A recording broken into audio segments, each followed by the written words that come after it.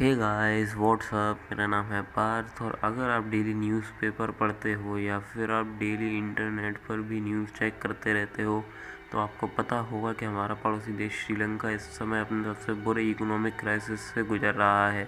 श्रीलंका इस समय भूख से तड़प रहा है, वहाँ पर बहुत बुरे हालात हो गए हैं। श्रीलंका में इस समय 1 किलो चावल की कीमत 500 रुपये है। श्रीलंका में इस समय आपको 1 कप चाय 100 रुपये की पड़ेगी। और तो और श्रीलंका में इस समय 1 लीटर दूध की कीमत 790 रुपये चल रही है।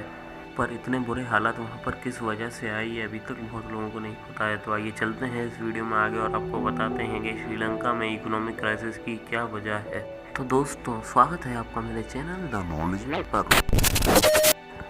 दोस्तों, श्रीलंका डेली लाइफ आइटम्स के इंपोर्ट के ऊपर निर्भर है, जैसे कि food, oil, paper, sugar, etcetera. Sri Lanka इन सब के इंपोर्ट के ऊपर निर्भर रहता है।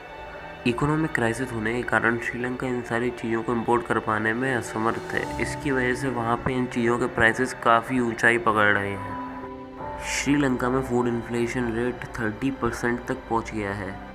श्रीलंका में एक गैस सिलेंडर की कीमत 4,200 रुपये हो गई है and that's a huge amount for a cylinder. Sri Lanka की इन हालतों का जिम्मेदार चाइना को माना जा रहा है। अब आप सोचेंगे श्रीलंका की क्राइसिस से चाइना का क्या रिलेशन? जी, डायरेक्ट रिलेशन है। श्रीलंका ने चाइना से $6 बिलियन का कर्ज ले रखा है, जिसे चुकाने में श्रीलंका की इकोनॉमी तबाह हो गई है। श्रीलंका ने चाइना से रिक्वेस्ट भी करी थी कि वो उन्हें लोन की शर्तों में कुछ छूट दे, लेकिन चाइना ने साफ इनकार कर दिया कि वो ऐसा कुछ नहीं करेंगे। इसका दोष आप श्रीलंका की लीडरशिप को भी दे सकते हैं, क्योंकि जब उन्हें पता था कि वो इतना बड़ा लोन नहीं चुका पाएंगे तो उन्होंने इतना बड़ा लोन लिया ही क्यों। लोन को न चुका पाने के कारण श्रीलंका को अपना हम्बनतोता पोर्ट चाइना को लीज पर देना पड़ा 1,000 करोड़ में, ताकि लोन में उन्हें छूट मिल सके। श्रीलंका का इस इकोनॉमिक क्राइसिस में फंसने का जो दूसरा रीज़न है वो है उनका ये टूरिज्म बिल्कुल भी नहीं चल रहा।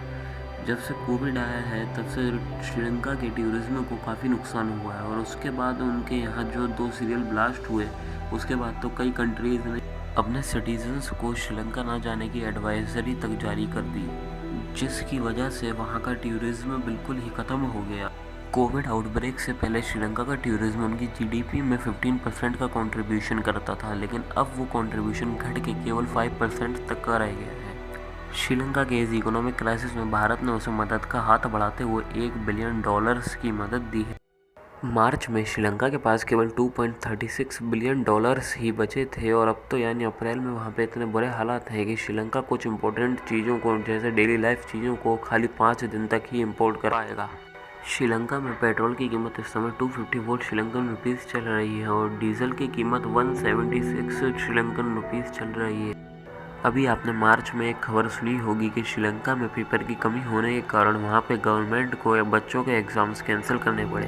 अब आप इससे अंदाज़ा लगा सकते हैं कि जिस कंट्री में गवर्नमेंट को एग्ज़ाम्स कैंसिल करने पड़े उस कंट्री में कितनी बुरी हालत होगी। So guys, that's all for today's video. I hope अब आपको समझ में आ गया होगा कि श्रीलंका में इकोनॉमिक क्राइसिस की क्या वजहें हैं। So guys, thanks for watching. If you got some knowledgeable information from this video, then like, share this video and subscribe our channel for more informational videos.